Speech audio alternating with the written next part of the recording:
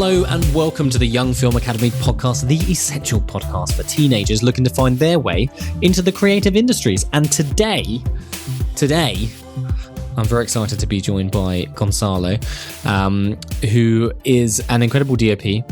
And for those that have maybe done the summer camp, they'll know Gonçalo. He has taught at the summer camp before, and he is fantastic. And he's worked on a project with me. We did a 40-hour sci-fi film together, which made a top 10 shortlist, so that's great.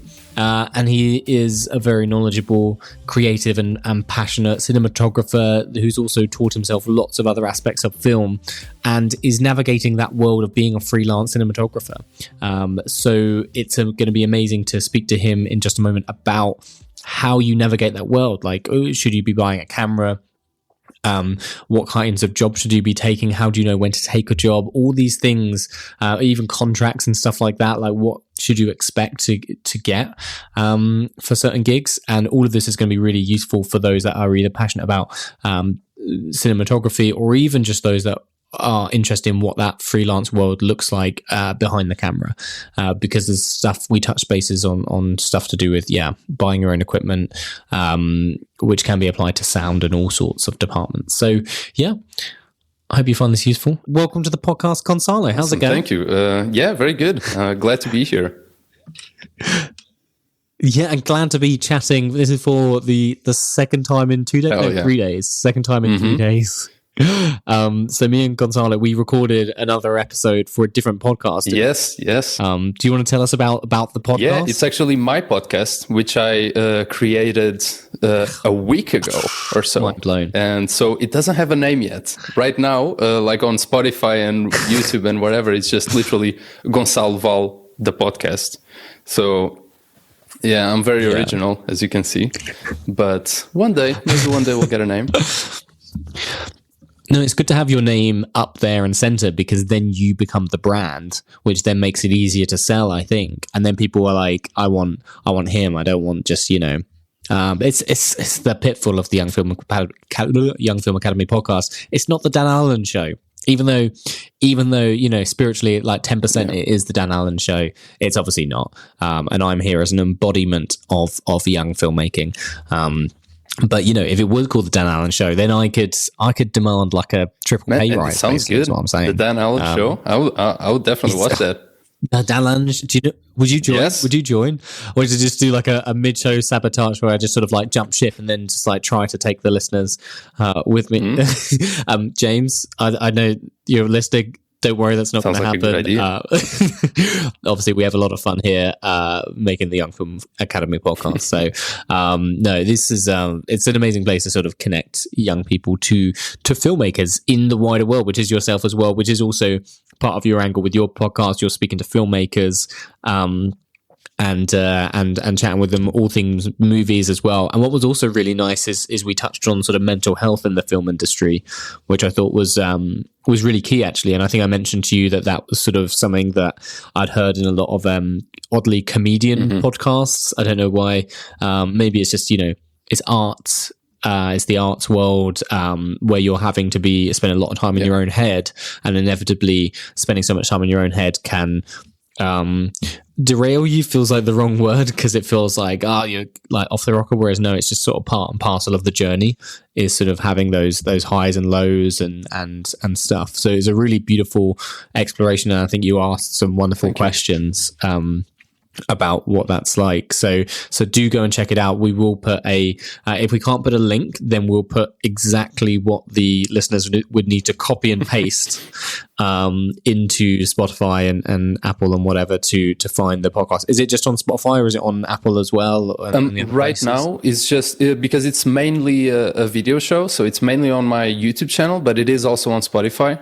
I'm thinking of in the future, going into Apple Podcasts and other like distributors like that, but so far it's on Spotify and YouTube. Yeah, amazing. So which is a super bonus for those that are a fan of this show, because you get to see the two of us talk, and you can put some faces to some names, and and watch as we sort of, stare longingly into each other's eyes and talk about really sort of emotional content and storytelling in general. It's not all about that stuff. We cover lots of really exciting topics, which is cool.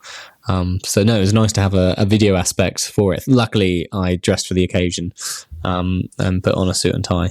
I did not for those. Actually, I'm now going to be disappointed. No, I think the main high point of the video version is that we got to see Dan's mustache as well. Like I said it on the podcast, and I think it's really impressive, and you guys should definitely see that. Thank you very much. Yeah, no. So this is I want to say it's for Movember, but the reality is I shaved the mustache at summer camp for I think it was for like the 70s or 80s week, and I kind of loved it. So it looked so cool. Thank you. Yeah, so I think it's gonna come and go over the next sort of year or so. You're not gonna know whether you're gonna get mustache Dan or not.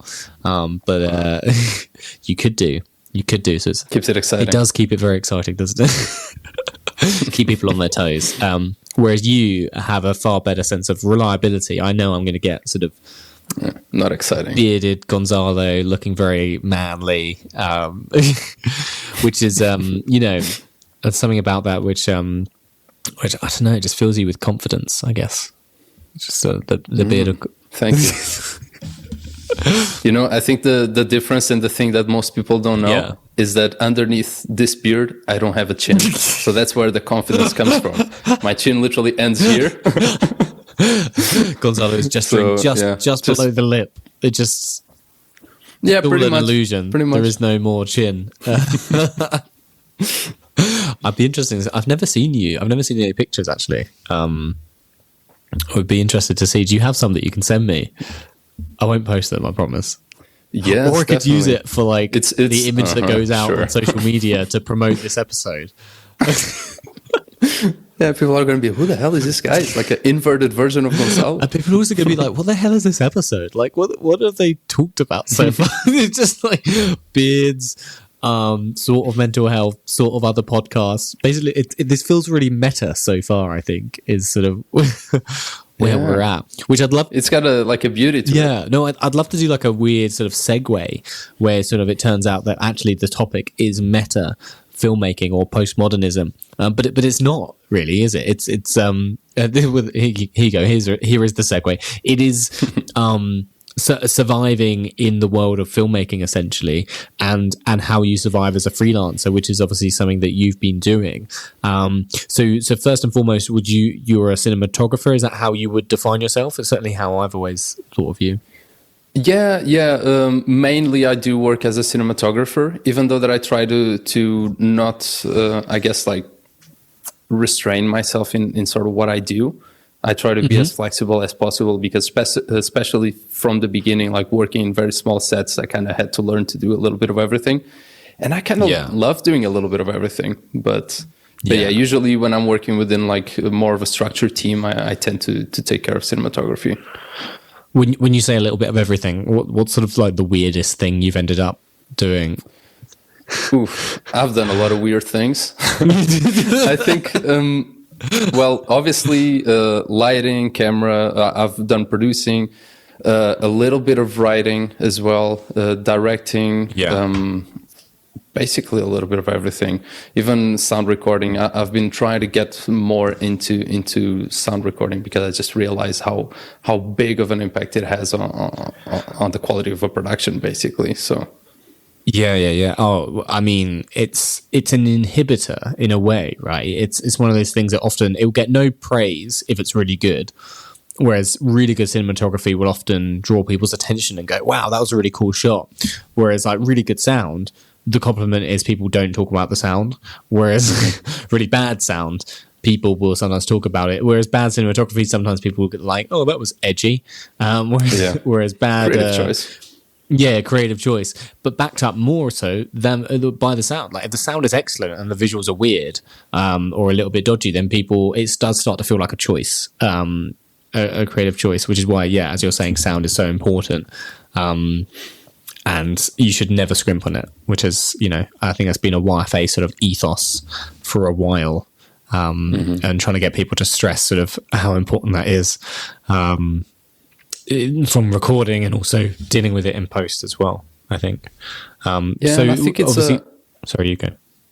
Sorry, I was just kind of add on to what you were saying. I think it's sort of a next step in terms of growing as a filmmaker, because I think that when you're making films, you're just kind of doing loads and loads of mistakes. So I think that my sort of like focus now on sound kind of comes from a need to run out of mistakes to make. So 100%. I love that. That is literally the number one thing I say in my teaching, is that getting good at filmmaking is running out of mistakes to make. You know, it's, I may have stolen that run away. You know, you shouldn't shy away from pushing the boat out and challenging yourself with your films. You should really, though, try and look at your work and try to reflect on it and try to work out, okay, what went wrong, what could go better, and really be looking to try and improve and not make the same mistakes again. That's what you should be aiming to do. But you shouldn't be afraid of making them.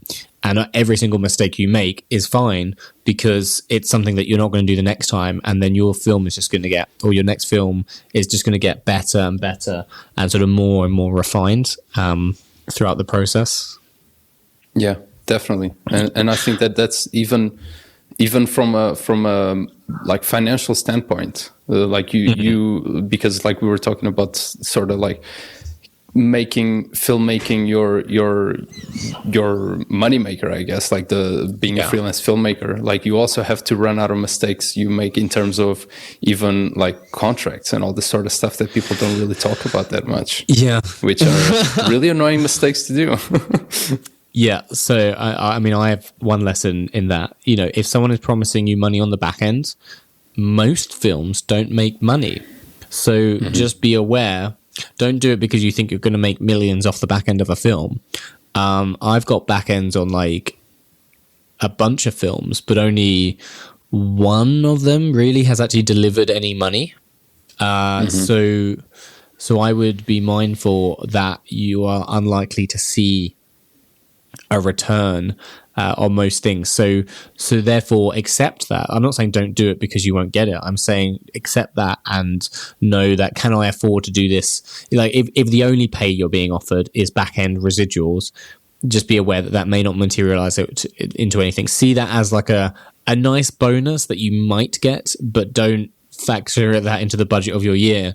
I mean, certainly not into that year, because even if you did get anything, it's unlikely to materialize for several years, because distributors like come in and they take a cut, and then they like end up taking cuts of your cut. It's all a bit weird. So it's just something to be mindful of.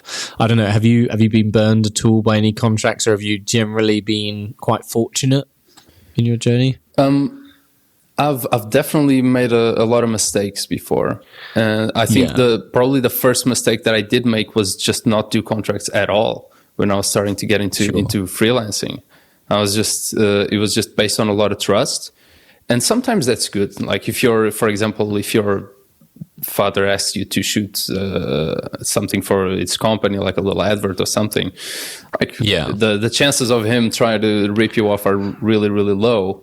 But I learned sort of the hard way that when you start to get into more like serious deals, people can sort of like pull the rug out of your feet. And sometimes it's not even out of a bad place. They just didn't know what you were expecting from a deal. And I think personally, that's all that contracts do, is just a clear explanation of what you're giving and what you're getting, basically. Yeah.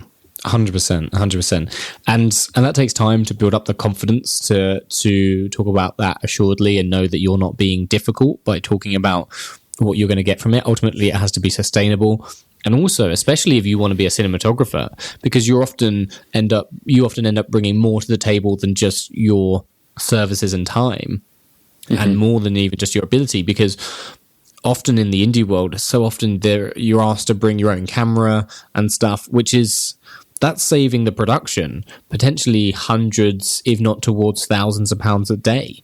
So there should be generally some expectation that some of that money goes to you, because they are essentially renting your equipment through you. And it's okay to say, yeah, no, so I can do it for X amount a day, and I can rent you the camera as well for X amount a day. And even if it's low, you know, you're saving them money and you should be expected to get that. And then that helps pay for the equipment and stuff.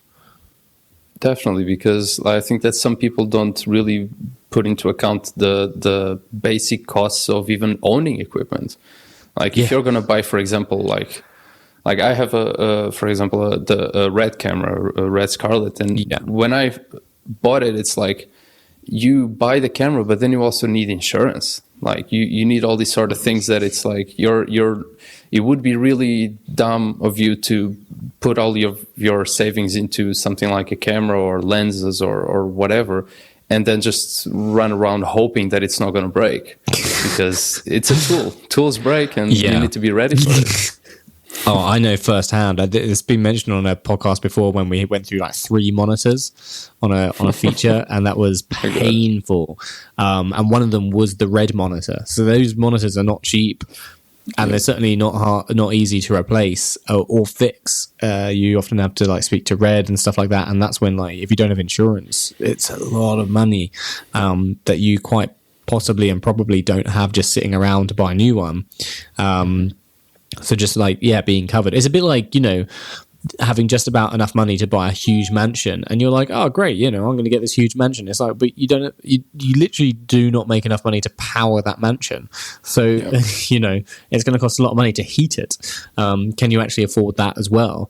And just being mindful of that. So if that's the case, then, you know, making sure that you actually maybe budget for a slightly cheaper or a slightly older model that's still going to deliver, but it means you have money left over to work on you know, the other stuff as well. Did you sort of reflect on those things? Were you sort of weighing up different options, knowing that you could only afford then the insurance for something else?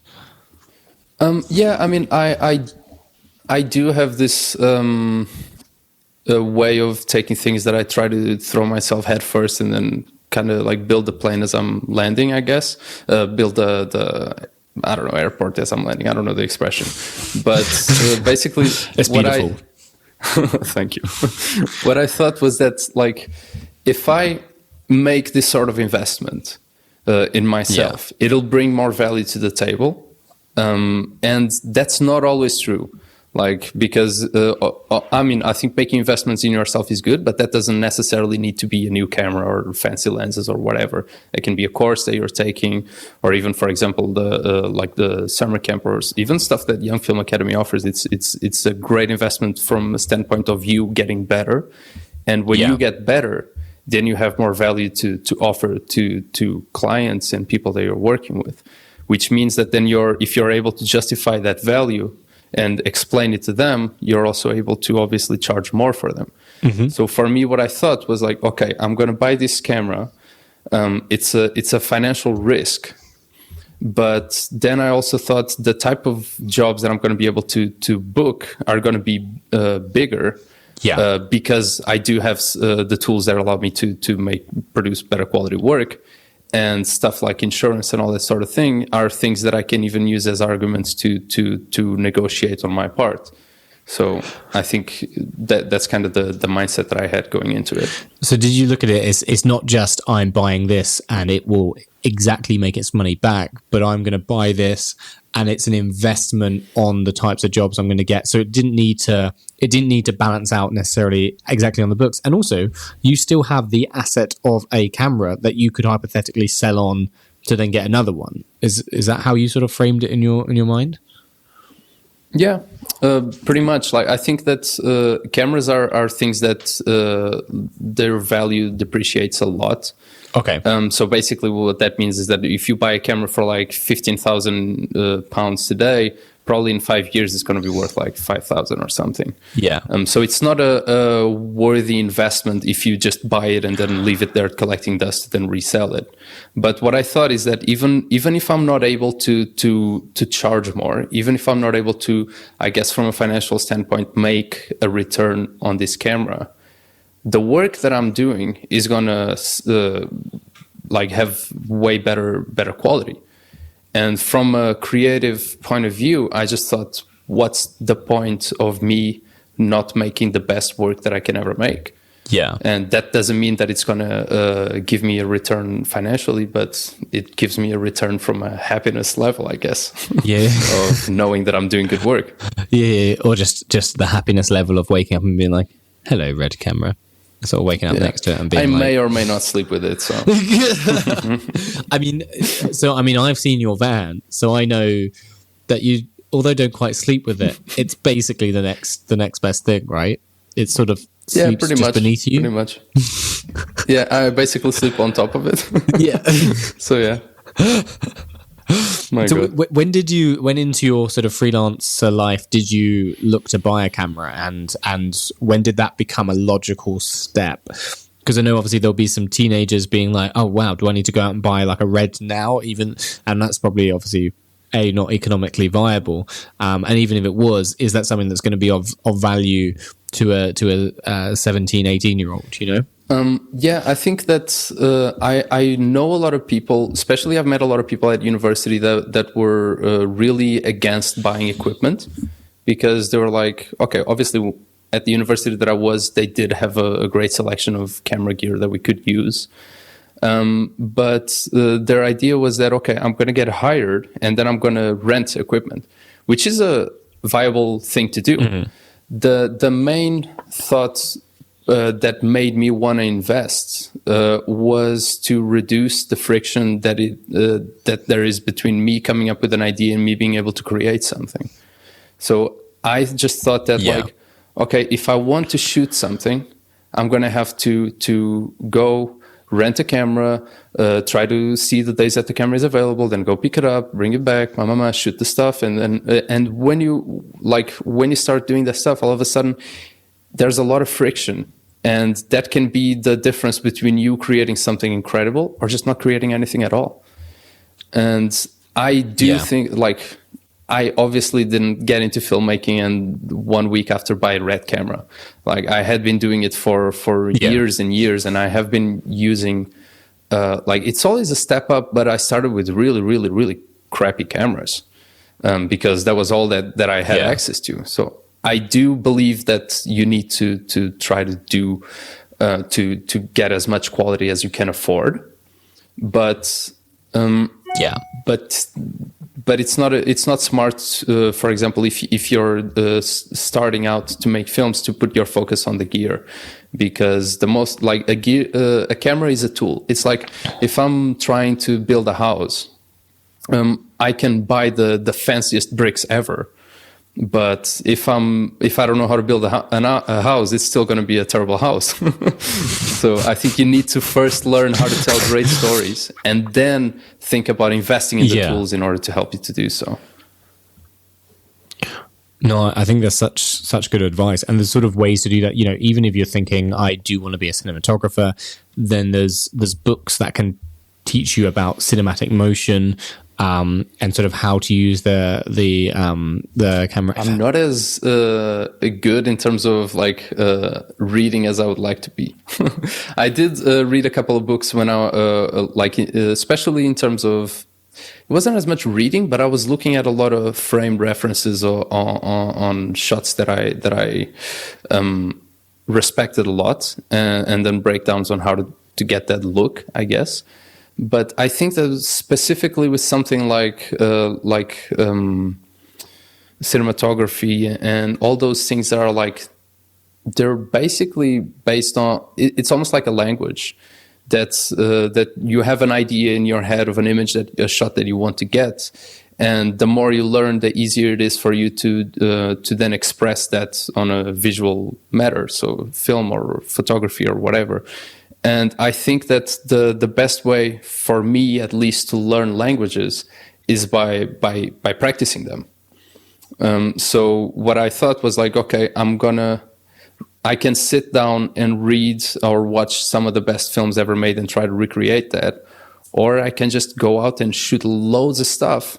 And out of those 100 shots that I get, maybe one is going to be really good. And next time I'm going to try to think, okay, why was this shot really good? How can I make these other shots be really good as well? And then just, like I was saying, kind of do that until you run out of bad shots. No, that's such an interesting way of doing it, actually. And to be honest, that's possibly how I started, in the sense that I didn't really have any formal training. I was doing it as a very young teenager. And it was then amazing then speaking to people that had gone to film school and stuff like that, and realizing I'd come very much to the same conclusions as they had. Then I went off and I read all the books and sort of backed up what I'd learned myself. Because there are tricks to cinematography that help you do stuff or get good shots. It's why, like, I suppose when someone gets a new camera, what do? They go and take pictures of plants or like yes, almost cats. like the first thing. I do cats. You do cats. But sort of nice close-up shots. And what they're really doing there is they're using depth, right? The reason plants are really cool is normally you have to get really close to them, and because you're really close to a subject, there's then a really short sort of focal length, so therefore everything behind it is really blurry, and that sort of blurry background is what we associate with cinematic images. And then even more so, you might get a shot where there's something in the foreground and you don't know why this is looking better, but it's because you're introducing planes of depth. You're then having multiple layers of depth, so you got the academic side of it, which is planes of depth equal a good shot, but then you've got the organic discovering that and not necessarily knowing exactly why. And I think that element, that is sort of crossover between both discovery and also formally learning stuff to help sort of solidify what you learn. I don't know, for me, that was sort of really effective. Did you ever go and sort of find out why the shots that you liked were really good? Or did you just sort of instinctually trust your instincts, you know what I mean, to discover what good cinematography was? I think that personally to this day, I still I feel like I'm still not 100% fluent on I guess being able to express myself through cinematography or whatever it is. So I do trust my instincts a lot. Like sometimes I'm like composing a shot and I'll just play around and I'll just see whatever feels right, I guess, and not necessarily thinking about why theoretically that would make sense. Yeah. So yeah, like I think I tend to take a more like instinct-based approach, but I think that was something that studying film at university really made me develop that sort of more I guess like theoretical side of things as well, which is something that I think it's good to have, but I think that sometimes sorry man. No, I was just gonna say, I think that the balance is, to me, was always useful because I can really feel stuff and the instincts will drive me towards doing the most appropriate shots. But it's stuff like, you're on set and you're just like, oh, I just can't get this to look right. Well, shove something in the foreground, just to use the planes of depth example.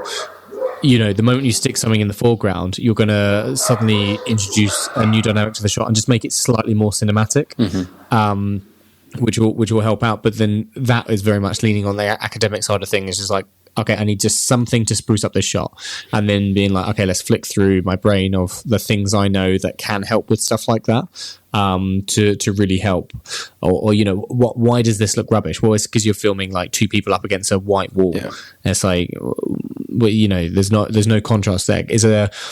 Okay, well then, how do we create some kind of depth in the situation? We'll just don't shoot them side on, shoot them across each other's shoulders and get really close to that line of sight, so you can do that as well. So had you done any official training before university, or was that the first time that your sort of world of discovery met the world of sort of being taught stuff?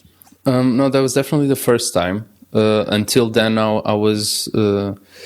I had made like hundreds of videos on YouTube, but it was like I was doing a lot of vlogging and stuff like that. That now, looking back, I see that they were terrible, but I feel like they allowed me to explore those mistakes and try to then correct them, and taught me a lot in terms of technical aspects. So.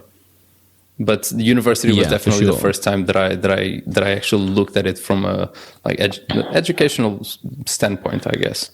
Did you discover any things that you were doing wrong, per se, at least in their eyes, that maybe turn out to not be wrongs and turn out actually to be personal taste, or were there any things that you were like, oh no, it turns out I shouldn't, hold the camera upside down? I can't think of like a specific thing, but yeah, I think I can't really think of anything in specific, but I do. I know that I ran into things that I was doing that weren't necessarily the quote unquote correct things to do. But at the same time, I had this understanding that filmmaking as an art is very subjective. So I just kind of, I don't know if it's a stubborn thing, but I just kind of assume, no, this is my way of doing it. Yeah. No, that's fair. I mean, I didn't go to film school, right? I studied literature because I just wanted to better understand that world of stories. And so my learning was always generally through books or YouTube videos and stuff like that. So that was only a sort of like meeting of things. If anything, I feel like I've gone too far in a sense of I know how to cover stuff so well now that my brain thinks about coverage, which is important for TV, but for cinema, I think one should definitely be trying to really illustrate a story really interestingly and cinematically and in a way that reveals something. It's not just cover the scene and cover where these people are, but it's like, no, actually, if we hold on this wide shot for ages, and I don't just mean that one take where the camera's moving loads, because I know those are really popular at the moment, but is there a way that we can frame this person that isn't the traditional bog standard coverage that really does say something about maybe how lonely they are, and we sort of just do things that are a bit more interesting. And the other thing as well that's lost in the world of coverage is motion. Yes. Which is why it's so beautiful watching any kind of Steven Spielberg film where the camera moves so beautifully. Even there's a trailer for his film The Fableman, and there's such a beautiful shot in it where they're lighting a candle in a family room, and it starts off as a close-up on this candle, and you're like, oh, beautiful, because you would get a close-up of the candle if someone's lighting it, and that's your sort of insert to get you into the scene. But then what happens, the camera then pulls out, and as that candle's lit, it brings in the wider family, and you see everyone standing around that candle having like a really nice ceremonial time. And that just that does so much, right? It shows that once that candle was lit, that's then illuminating all of them. So once that's lit, it's relevant. Rather than just cut from a close-up of the candle to the wide, it shows the effect that the candle is having by spreading the warmth as the frame itself spreads. I mean, that's a really sort of maybe pompous way of describing it, but that genuinely is what's happening. And the motion illustrates that rather than a hard cut. And that is, I think, really good storytelling. And it'd be nice to see more movement happen, certainly in films. It's nice to not just have film shot like TV, because TV's caught up with film. But the one thing film can't, or TV can't do, is it doesn't always have the time for the motion, although a lot of indie films don't either. But if you can, I don't know, motion to me is just so powerful when it can be used effectively if you've got time to do it. Definitely. And I think it's like you were saying, I think sometimes that lack of time can be a real problem, because like I've been in so many situations where I'm framing for a shot, and let's say that I have like a medium lens on it, like a 50 or something like that, 35 or whatever, and then for this one split second I think, maybe this would look really cool on like 10 millimeter. But then because we're already running late, or maybe sometimes I just kind of let the laziness stay in, and I'm like, but I don't want to change the lens. But you need to change the lens, and you need to try it. And even it's like it can go two ways. It either looks bad, so then you go back to what you were, or it looks incredible, and all of a sudden you have something different that's going to stand out. And I think it's like it's a risk worth taking. Like even if it takes another like 5 minutes or so, the assistant director is probably not going to be very happy, but it's fine. I think it's definitely like worth bearing in mind how much time really is a limiter on the quality of images. It might just be like, oh, hang on, no, I'm really good now, so therefore everything I get is good. But it's like, no, really good also means being assured and saying, in order to get images this good, it requires this amount of time. And you also, as a DOP, you might have some leeway in saying, we can't get that many shots and make the film of a good standard. So you then get the director or the AD to like work through together and cut shots out, or even working with those people to reduce the number of shots so that the shots you do get are really good and you have the time to light them effectively, find the right lens, as you're saying. Do you ever pick or not unpick projects, maybe more interestingly, based on how much time is available? Or do you look at sometimes those sort of jobs as like, whatever, maybe I won't shout about that project, I'll let that one disappear, if you know what I mean? I'll do it for the money, but I know I won't be able to deliver my best? Or do you generally avoid the projects that you know are not going to let you show how good you are? I think my approach to that has kind of changed over the past year. Like there's been a time where I was taking a lot of those jobs regardless, and because I felt like I didn't really have an identity yet in terms of like visual style. Sure. But now I always try to look at it from as a challenge, and like obviously there are things that are just impossible. But if I'm thinking, okay, there's this like we have, let's say, like 30 minutes to do this one shot, but I would really want to get this thing that would maybe take like 3 hours to set up. Maybe I'm going to think, is there a way that I can somehow make this work? And maybe that means, I don't know, if the call sheet says that we got to be there at 6, maybe I'm there at 4 or 3. Like maybe that's something that you want to go and do. But yeah, usually I try to like find ways around it and try to like see it as a challenge. But obviously, if I find that it's something that's just humanly not possible, then it's like I feel like there's a value in taking on projects that do motivate you from a creative standpoint and not just financial. Yeah. Which sort of projects? Where are you looking for projects? Where are you finding them in your sort of post university? You know, you've got a camera. Like where are you listing yourself on places? Do people just find you on Instagram or? Yeah, I think again, I feel like it's changing a lot now. But my usual approach was to become really obsessed with letting everybody know that I'm here and that I want to shoot stuff. And so obviously social media has a big impact on that. But with social media, it's like you're putting an image out there, you're putting something out there, but then you're kind of waiting for people to come and talk to you. So I was trying to be like proactive in that and really get in touch with people and be very, very creative about getting in touch with people. Because chances are, if you're in a creative industry like this, people will want to work with creative people. So you can be the greatest filmmaker ever, but if you send a CV that's a white page with black text, it's like, okay, cool. Like this looks boring. Like you need to tell a story with it, I think. And so one thing that I started doing a lot was that I would like if rather than take a very like I like to call like a shotgun approach, where you're shooting once and you hope to hit a lot of things. Like I was trying to go in as a sniper approach.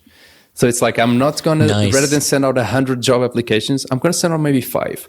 But out of these 5, I'm going to really find out who's the person that's hiring. And I'm going to maybe shoot a video of myself talking to them, being like, guys, this is what I do. And you shoot that in the most creative and impressive way that you can because you're showing it off. And man, if you make something incredible, chances are that like they just can't ignore that. So that was the approach that I was taking. Nowadays, I kind of slowed down and I was very scared when I started slowing down because I just thought that no jobs will come. But then I guess it's like a snowball. Like it's very hard to get it going. But now I'm kind of going on the momentum of the work that I've put in these past years, basically. Yeah. And where do you look for the listings? Is it on like Twitter and social media, or is it like a Film and TV Pro? I know is a big platform for jobs and stuff. Like I have, I'm a part of a few groups on Facebook. Like literally just like if you look at, for example, like UK film and television jobs or stuff like that. Like sometimes you go to meetups where there's just other filmmakers, because if like chances are if they get a job and they met you at some party and they think that your work is good, if they need a second camera operator or something like that, they're going to think of you. So a lot of things on LinkedIn as well. Some things on Upwork, even though that Upwork and Fiverr and those platforms sometimes are hard, because there's a lot of people there that don't really know the value of their own work, so they charge way less than what they should charge. So then clients kind of expect you to work for very low rates. Yeah, you get that on Fat Llama as well, which is that peer-to-peer platform where you can rent your own equipment out. So you've got people that are renting out equipment that is worth a lot of money, but they don't necessarily, it's just collecting dust otherwise. They don't really care what they list it as. And then it's like a race to the bottom, really, isn't it? It's like, I'll do it for 10 quid. Oh, I'll do it for 8 quid. And then someone's like, I'll do it for 2 quid, because they literally don't care, or the money means nothing to them, or for whatever reason. And then that can really sort of, I think that has a lot of negative impact on the other artists, by sort of framing those people as charging lots of money, and also by taking away work. Like, it's fine if you take the work, but don't undervalue it so much that it has such a knock-on effect, because I think it teaches people that it's a cheap skill, and the reality is it's not a cheap skill, and it takes years, if not decades, of work to get really good at it, and to be in a position where you can sell it to bigger and bigger productions, as it were. When you look for jobs, are you generally always DOPing? Because I know a lot of DOPs will then AC, so there'll be an assistant camera, or there'll be grip, which means they're sort of operating and holding the camera, or focus pulling as well, where you're sort of making sure things are in focus. There's lots of other roles in the camera department. How many of those do you sort of apply for alongside jobs that you are the like either a one-man band or sort of head of department? Well, it depends. I think usually the things that I actually go looking for, it's more of a I tend to find a lot of jobs where I'm like a one-man band sort of thing. So I'm kind of like taking the role of a videographer, not videographer as much, but more like a filmmaker sort of thing. So I was shooting, like, for example, getting grants and stuff like that for shooting documentaries and things like that I was personally very interested in. But then I've also done a few like AC jobs, a few like there's been jobs where I've literally been hired just as sort of a supervisor. I've been hired as a lighting technician as well.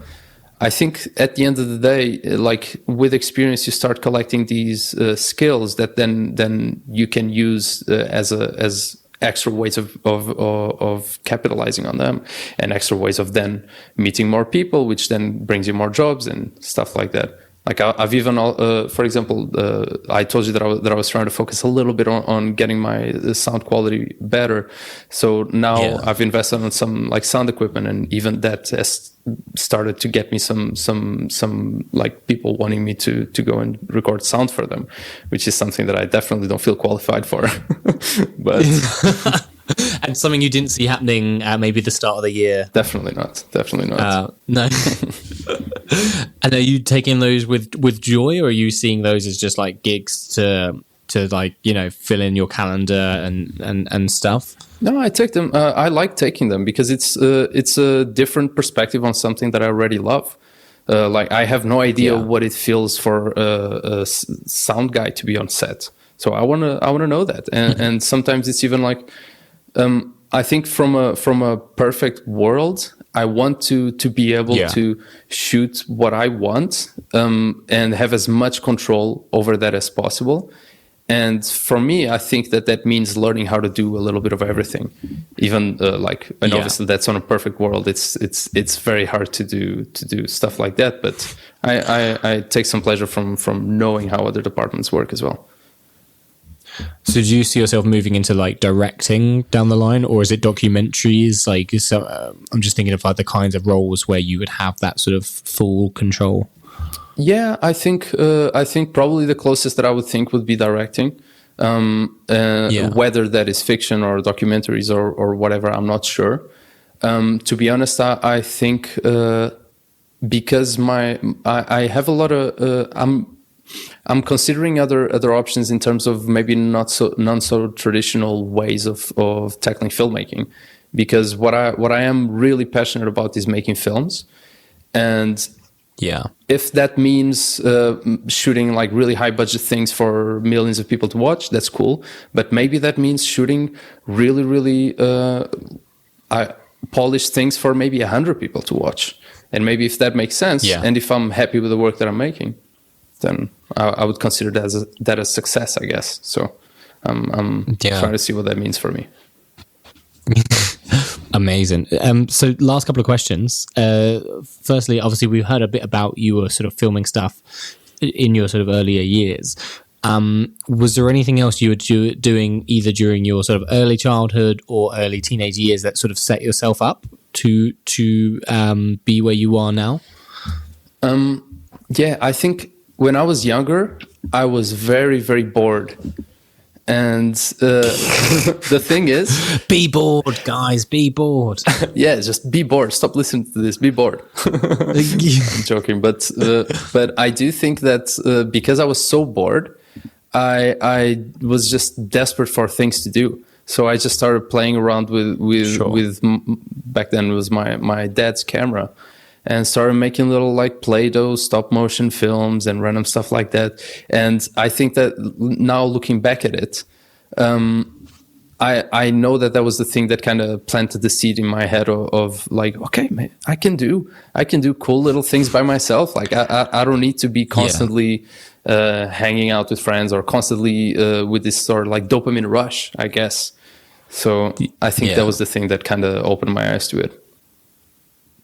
That's wonderful. And what advice would you give to that younger version of you to sort of steer them on the correct path, or think something you wish you knew back then? Oh, I think it has a lot to do with not giving as much importance to what other people think of your like choices and stuff like that. Like I used to be very self-conscious for liking to be alone, I guess. Because obviously like there's the whole stereotype of if you're like a loner kid, then you're sort of like this loser sort of kid, and it's not like I was being put into that position, but I would kind of put myself in there. And so what I think I would tell myself is more like, man, just do your thing. Like if you're happy doing whatever you're doing, then keep doing it, and don't worry as much on whether people find it cool or not. Which is ironic because you look very cool and do so when you're using cameras or not, Gonçalo. So mission accomplished, even though that became not the mission. That was actually the mission. I was just trying to dodge my way into it. I foresee that at a certain point in time, Instagram will be invented, and I want to have the coolest Instagram. Hell yeah. Sort of the... Gonçalo, thank you so much for joining us today, or me really, but I'm going to be debriefing very, very imminently with Amelia, which is going to be very nice. Awesome. Who has been listening to your wise words, so thank you so much. This is honestly, it's such a nice journey to sort of peel back the curtain and see. It's like my go-to phrase, peel back the curtain. What the life is like as a DOP and how you navigate that world. So thank you so much. It was awesome. Really happy to be here.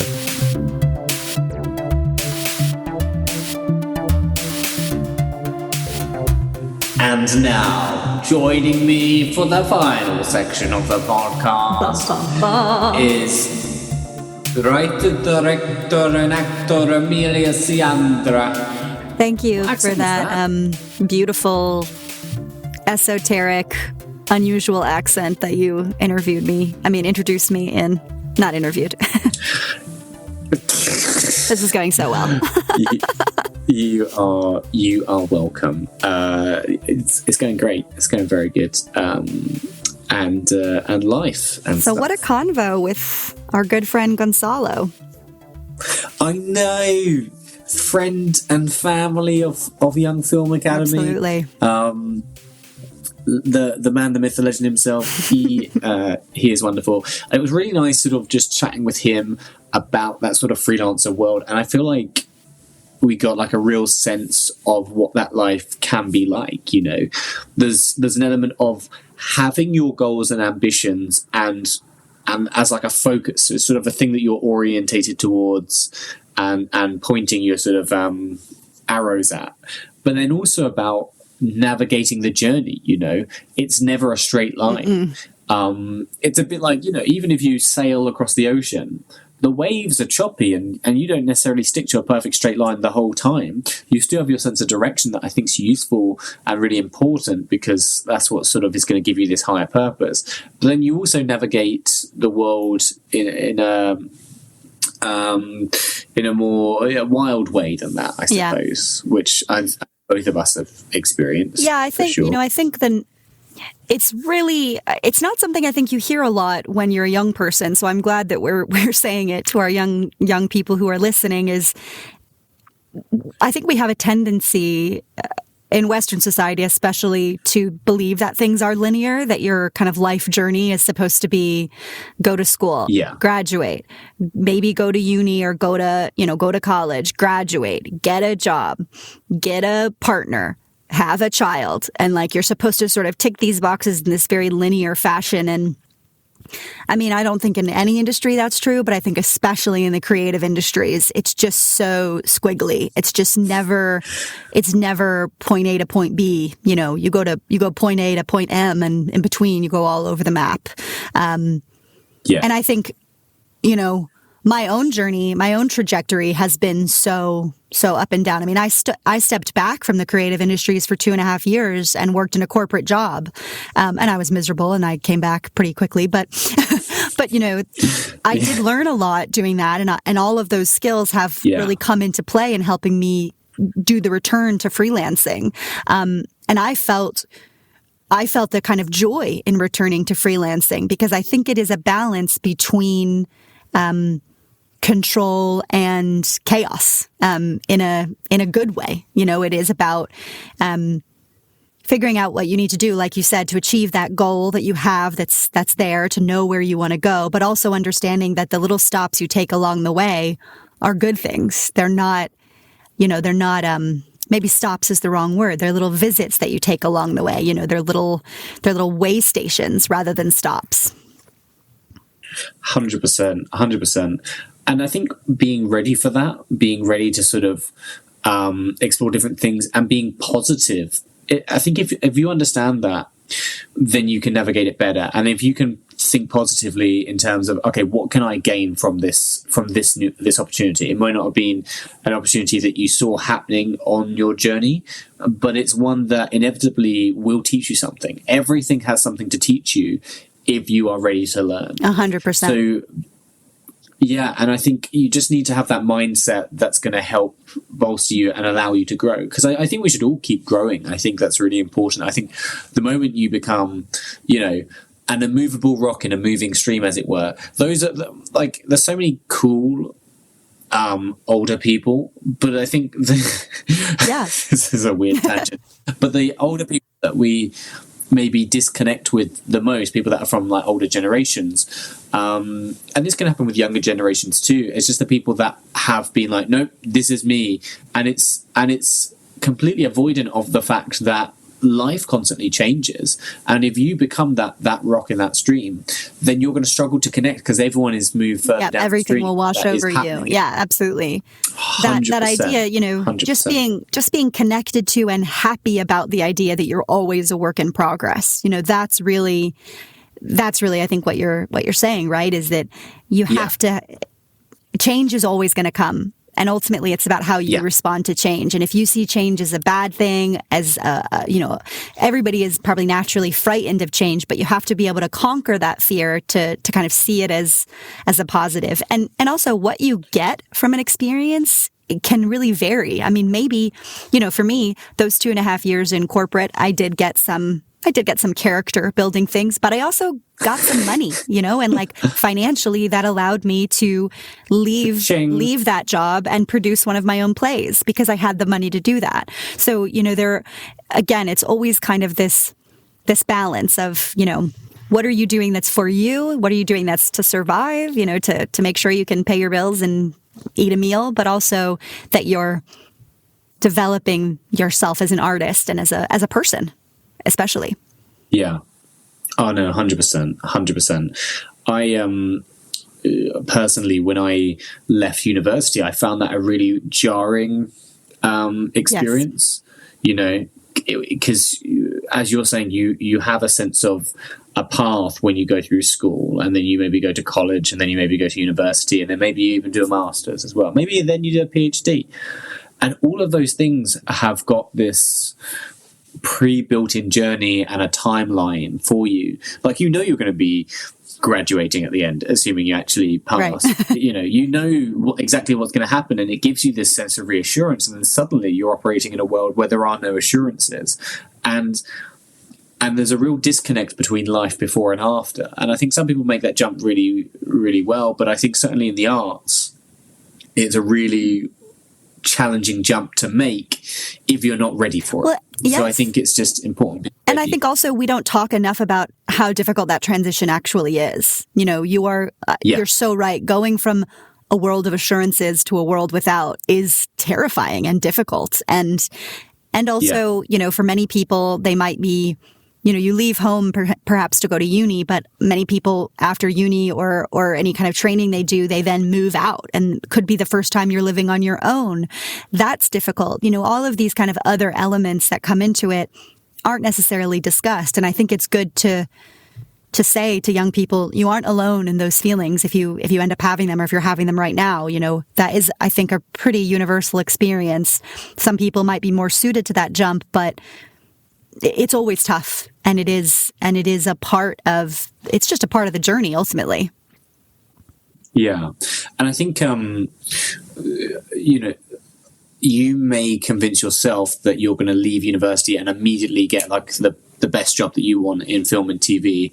And the reality is that probably won't happen. And I know lots of people will be listening to that being like, no, but don't get me wrong, I'm the exception and that will happen to me.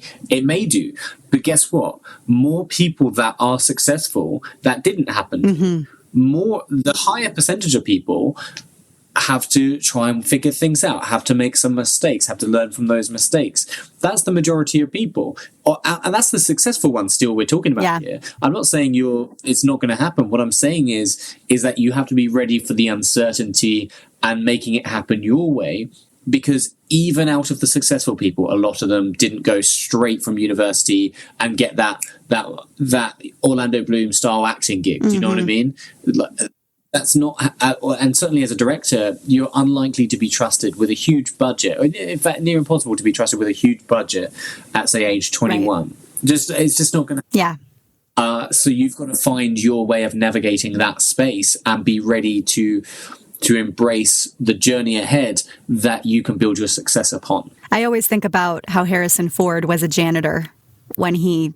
Just before he did Star Wars, he literally was sweeping the floor, and that's where George Lucas saw him. So, it's not always a glamorous journey from A to Z, or A to Z, but you'll get there. You just have to be willing to go on that roller coaster and take care of yourself through it. 100%. So we've got a question from Verity. Verity would like to know whether she should be trying to specialize in stuff to build her freelance career after university. So I think being ready to take lots of different kinds of jobs, I think, is useful. I think, being ready to build yourself up in that way, I think, is really key.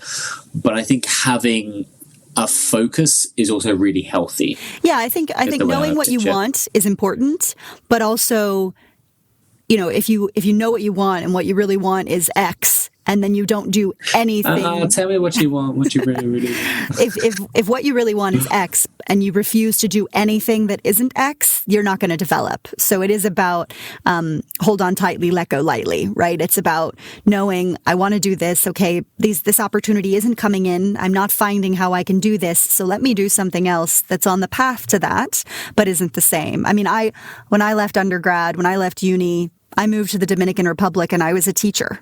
That was a really different trajectory that I took. But how was that? I mean, incredible, crazy, wild, but such a learning experience for so many different things that have, many of which have continued to pay off through the rest of my career as a creative, as an educator. So it all, there's something to be learned from everything, I would say. And while it feels like you want to specialize and you want to only do this one thing, if your path is too narrow, you'll never be able to move forward. That is beautiful, beautiful wisdom, Amelia. Oh, thank you. We just, you lucky listeners. Gold after gold. Thank you so much for joining me, though. This has been a treat as always. Yes, fantastic. And thanks to Gonçalo for that brilliant conversation as well. Yes, no, thank you so much. Do send us your questions to podcast@youngfilmacademy.co.uk, and we will try to answer it on a relevant episode. Yeah. Because that's kind of our thing. Absolutely. We'll speak to you next soon. time. Then. Take care.